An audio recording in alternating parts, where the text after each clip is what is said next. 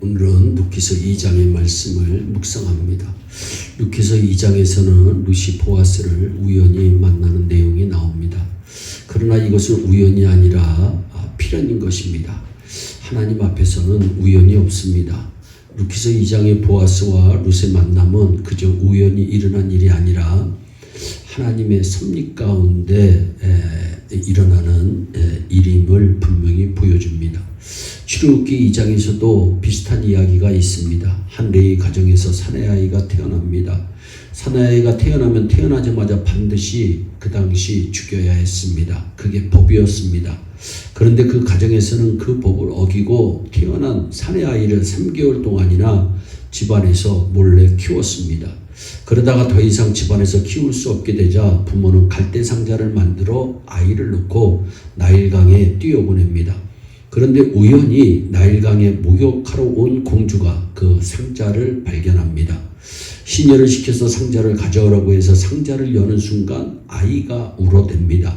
갓난아이가 우는 모습을 보고는 공주의 마음에 불쌍한 생각이 들었습니다.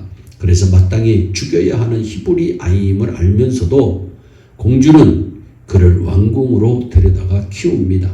공주가 그곳에 목욕하러 온 것도 우연한 일이고 나일강에 떠내려오는 상자를 발견한 것도 우연한 일입니다. 그런데 상자를 여는 순간 때마침 아이가 울게 되었고 우는 아이를 보는 순간 공주의 마음에 불쌍히 여기는 마음이 들어서 그 아이는 살아나게 되고 나중에 그 아이 모세는 이스라엘의 위대한 지도자가 됩니다.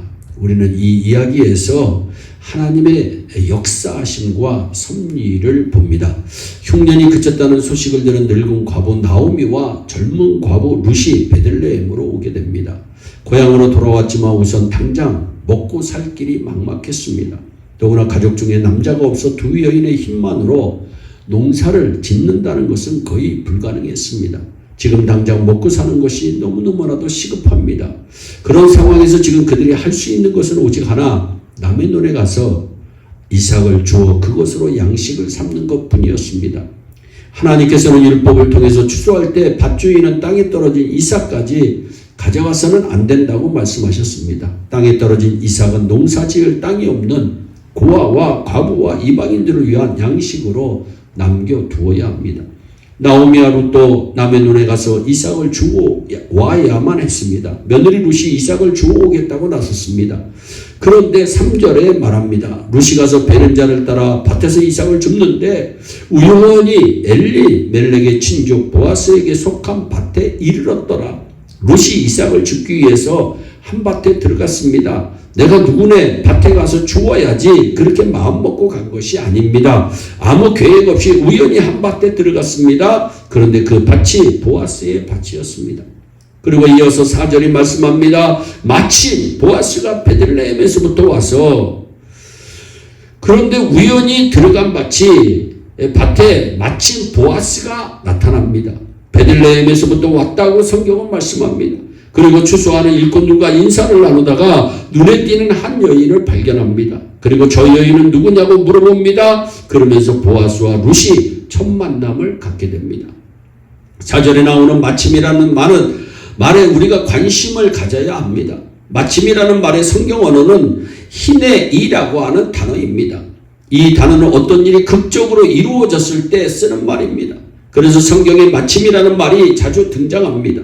그리고 그 마침이라는 단어 다음에는 아주 중요한 하나님의 역사가 일어납니다. 에스더 6장에 보면 에스더가 왕후가 된 후 어느 날 아하수르의 왕이 저녁에 잠자리에 누웠는데 잠이 오지를 않습니다.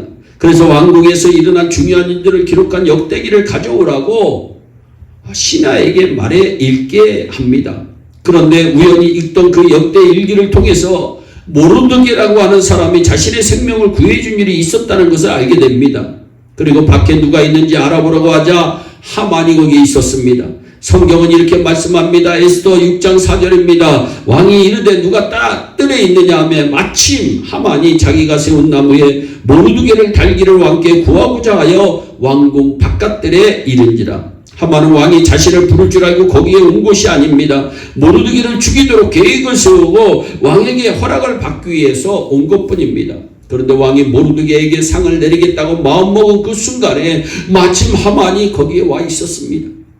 그렇게 해서 하만은 모르드게를 죽일 계획을 세웠지만 오히려 모르드게에게 왕복을 입히고 왕이 타는 말에 태워서 하만 자신이 직접 그 말을 이끌고 온 성을 돌아다니며 모르드게의 신하처럼 행동해야만 했습니다.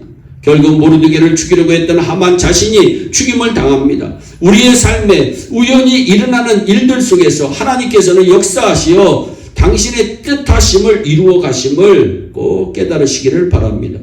보아스와 루스의 결혼을 통해서 오벳이라고 하는 아이가 태어납니다.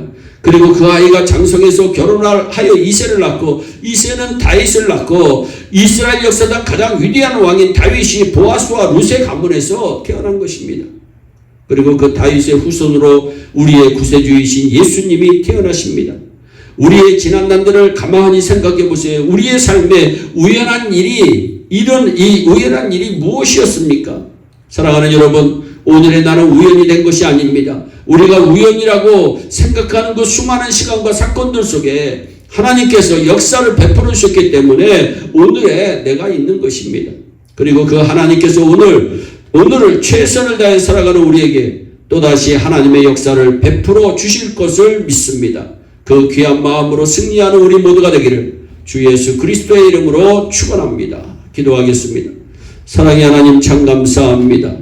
하나님, 성도에게는 우연이란 있을 수가 없는 줄로 압니다. 하나님의 섭리와 하나님의 인도하심에 따라 우리의 삶이 하나님 이루어져 나가는 줄로 믿습니다. 그 뜻을 잘 깨닫고 날마다 주 안에서 승리하는 우리 모두가 되게 하여 주옵소서. 감사하고 예수님의 이름으로 기도하옵나이다. 아멘.